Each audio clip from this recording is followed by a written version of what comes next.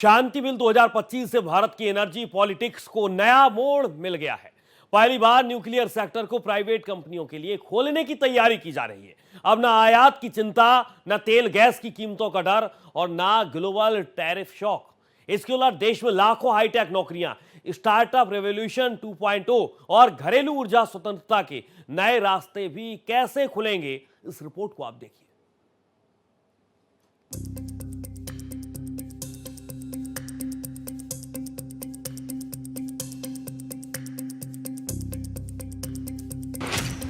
मोदी सरकार का nuclear plant.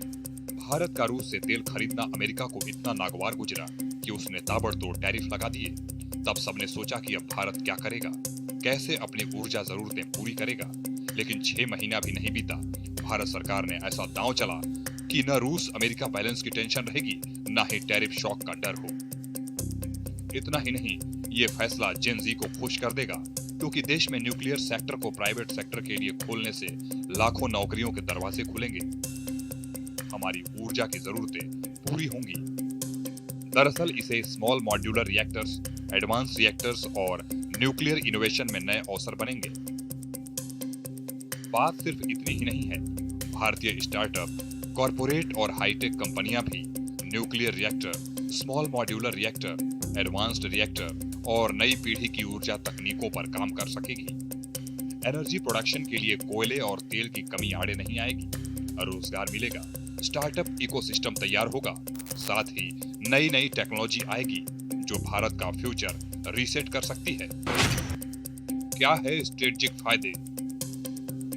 Bharat की एनर्जी कंजर्वेशन मजबूत होगी, भारत को स्थिर, लगातार और बड़े पैमाने पर मिलने वाली बिजली का नया स्रोत मिलेगा, विदेशी निर्भरता कम होगी, तेल गैस आयात पर भारत की निर्भरता घटेगी, जिससे स्ट्रेटेजिक ऑटोनोमी बढ़ेगी, military science capacity indirect form से मजबूत होगी, रिसर्च मटेरियल, साइंस और रेडिएशन टेक्नोलॉजी हमें मिलेगी।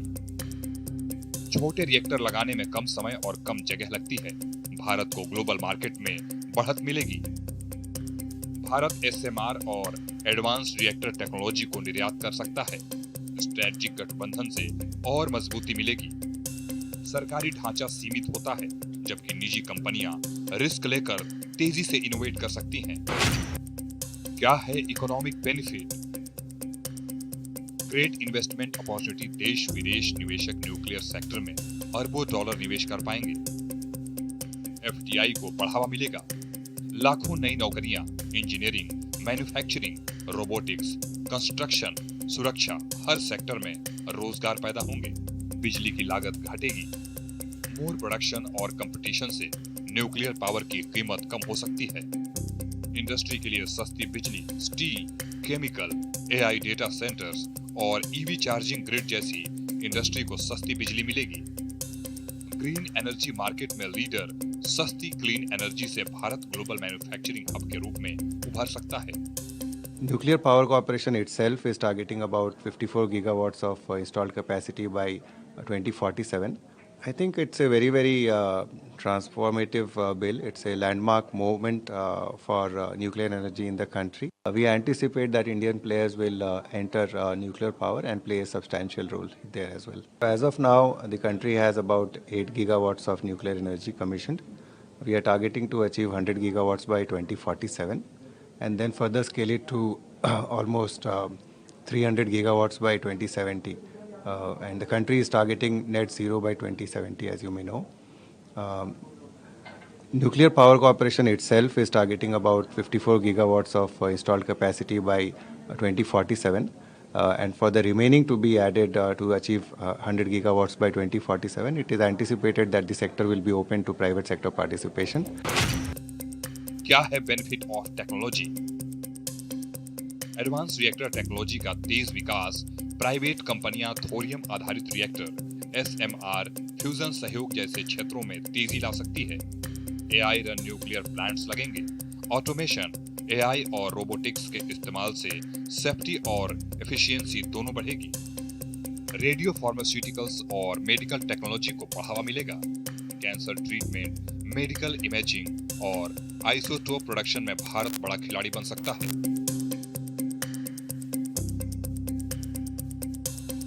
प्राइवेट इनोवेशन से न्यूक्लियर कचरे को कम और सुरक्षित बनाने की तकनीकें विकसित होंगी, सरकारी बोझ कम होगा, न्यूक्लियर प्लांट्स की भारी लागत और प्रबंधन जिम्मेदारी का एक हिस्सा निजी क्षेत्र संभालेगा। शांति बिल से प्राइवेट कंपनियों को क्या फायदा? ये विधेयक पुराने कानूनों को एकीकृत करेगा। एटॉमिक एनर्जी एक्ट 1962 और Civil Liability for Nuclear Damage Act 2010 में संशोधन कर प्राइवेट एंट्री की राह आसान होगी। यहाँ कंपनी की परिभाषा बदलकर कंपनीज एक्ट 2013 के तहत रजिस्टर्ड किसी भी फर्म को लाइसेंस मिल सकेगा। प्राइवेट कंपनी की भूमिका बढ़ेगी।